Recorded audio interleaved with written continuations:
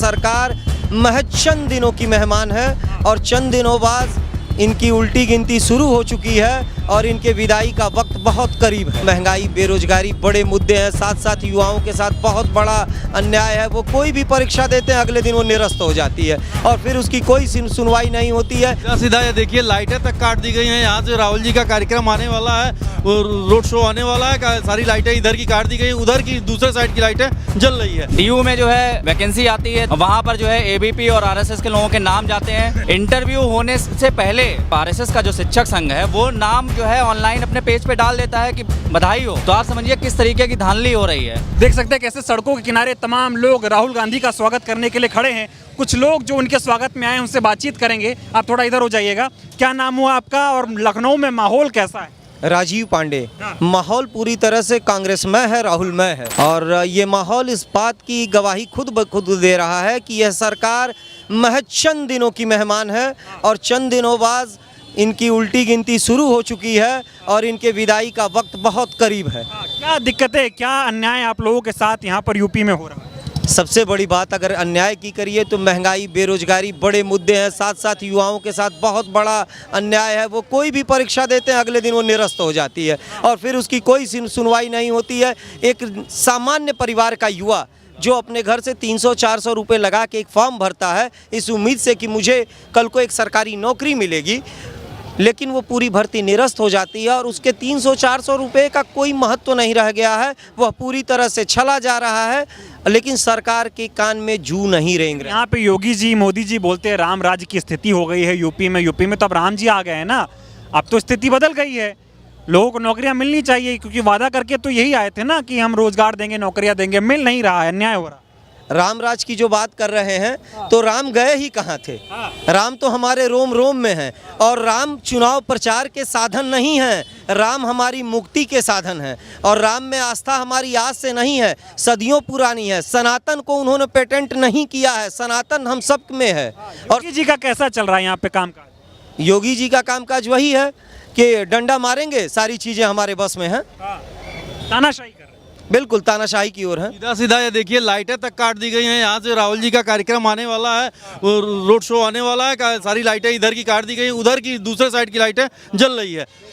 आरोप भी लगा रहे हैं कि यहाँ से राहुल गांधी गुजर रहे हैं लेकिन लाइट काट दी गई और ट्रैफिक भी नहीं रोकी जा रही है। लगातार ट्रैफिक चलती जा रही है, जाम लगातार बनाए हुए है कि जितना ही लेट किया जा सके, राहुल जी के कार्यक्रम को रद्द किया जा सके और विफल किया जा सके। ये बताना चाहते हैं योगी आदित्यनाथ जी और पूरा प्रशासन लखनऊ का। डरते हैं क्या योगी जी? नहीं, डरते हैं चाहे नहीं डरते हैं तो हम क्या बता सकते हैं, लेकिन मेरा कहना यह है कि योगी जी इस समय डर रहे हैं, मोदी जी एकदम डर रहे हैं। राहुल जी की न्याय यात्रा को लेकर के युवाओं में उत्साह है, किसानों में उत्साह है। इस उत्साह को देखते हुए महिलाओं में उत्साह है। प्रियंका जी के जो 40% महिलाओं को टिकट देने की बात थी, उसमें महिलाओं को भी उत्साह है। उस समय क्या परिस्थिति हुई, ईवीएम की गड़बड़ी हुई कि क्या गड़बड़ी हुई।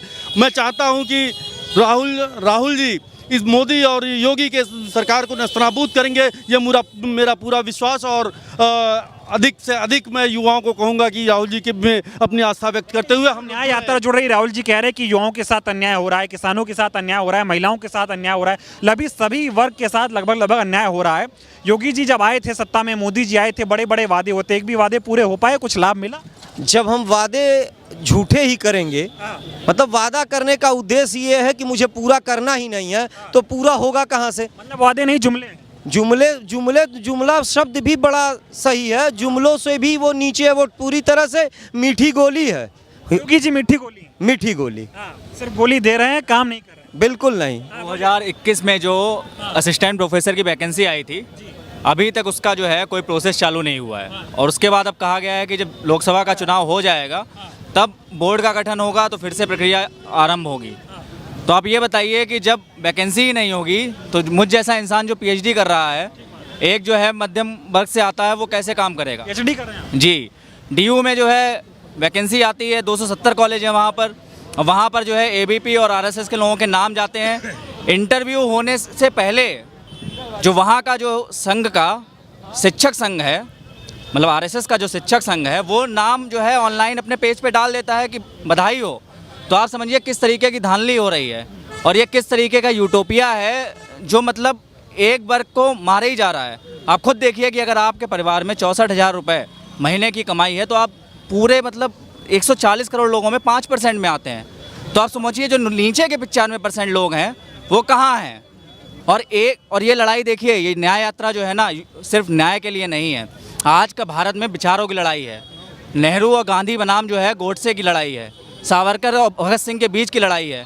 तो इसे हमें जो है किसी एक सीमा तक जो है सीमित नहीं करना है। और बेरोजगारी का हाल तो जो है आप देख ही सकते हैं, और भ्रष्टाचार की। उम्मीद है आप लोगों को कि राहुल गांधी न्याय दिलाएंगे। अगर उनसे उम्मीद नहीं होती तो हम लोग यहाँ पर होते नहीं। जो इतनी भीड़ देख रहे हैं ना, तो उम्मीद की आशा की किरण ही है जो जिससे हम लोग यहाँ पर खड़े हुए हैं। 4-5 घंटे से इंतजार कर रहे हैं, अगर 5 घंटे और लगेंगे तो और इंतजार करेंगे। तो जो राहुल गांधी को देखेंगे, उनको अपनी समस्याएं बताएंगे आप? बिल्कुल, हम अपनी समस्याओं से उनको अवगत कराएंगे। और हमारी ही नहीं, लगभग ये आज के युवाओं की, महिलाओं की, किसानों की, सबकी समस्या है, जिसको हम राहुल गांधी से पूरी तरह से उनको अवगत कराएंगे कि इस तरह की दुर्व्यवहार हमारे साथ होता है।